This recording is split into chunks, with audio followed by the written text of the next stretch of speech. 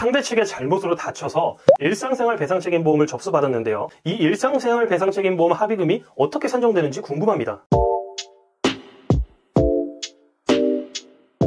오늘은 일상배상책임보험 합의금의 종류와 산정 방법에 대해 알려드리겠습니다. 사실 일상배상책임보험이라는 것 자체가 일반 분들에게는 굉장히 생소한데요. 우리가 실비나 입원 일당 보상받듯이 딱 정해진 금액을 보상받는 것이 아니라 보험금을 합의금 형태로 받기 때문에 이게 도대체 어떻게 산정되는 건지 그 방법이 궁금하신 분들이 많습니다. 우선 일상생활 배상책임보험 합의금은 부상손해와 후유장애 손해액 두 가지로 나누는데요. 부상손해액에는 위자료, 치료비, 휴업손해, 향후치료비 항목이 있고요. 후유장애 손해액은 일실수익 항목이 존재합니다. 자, 먼저 그럼 부상손해액에 대해서 살펴보겠습니다. 부상손해액 중 위자료는 보험사에서 대부분 진단 주수당 20만 원 정도를 인정하고 있고요. 만약 후유장애가 발생할 경우 위자료를 계산하는 산식이 따로 존재합니다. 배상책임 위자료 관련해서는 제가 따로 영상을 제작한 게 있으니 최종 화면에 나오는 영상을 참고해 주실 바라고요. 다음으로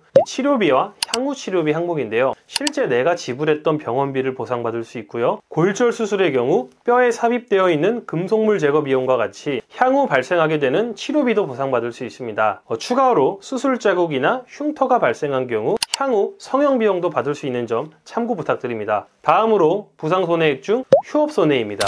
보통 휴업손해는 입원 기간만 인정받을 수 있고요. 만약 통원 치료 기간 중에도 휴업으로 인한 손해가 발생하여 보상받고 싶다면 휴업사실 증명원, 급여 공제 사실 확인서와 같이 문서화된 서류로 입증을 해야만 됩니다. 이처럼 통원 기간 중 휴업손해는 공식적인 서류로 입증이 되지 않으면 보상받기가 꽤 어렵다는 점 꼭 기억하시길 바랍니다.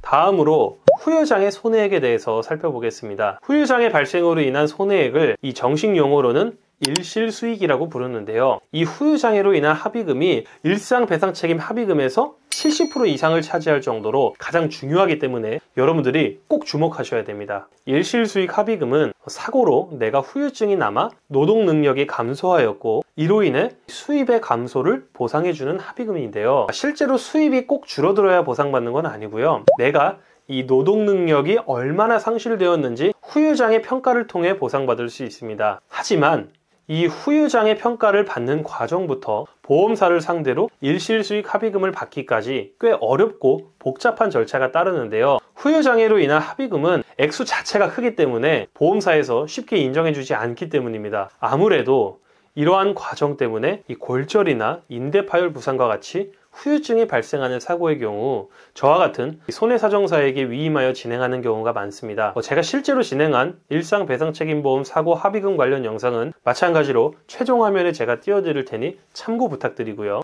오늘 영상은 여기서 마치도록 하겠습니다. 현재 일상배상책임보험 합의를 앞두고 있고 합의금 관련해서 고민이 있으신 경우 주저하지 마시고 고정 댓글에 있는 상담 신청 링크를 참고하여 주시고요. 다음번에 더욱 유익한 영상으로 찾아뵙겠습니다. 영상 끝까지 시청해 주셔서 감사합니다.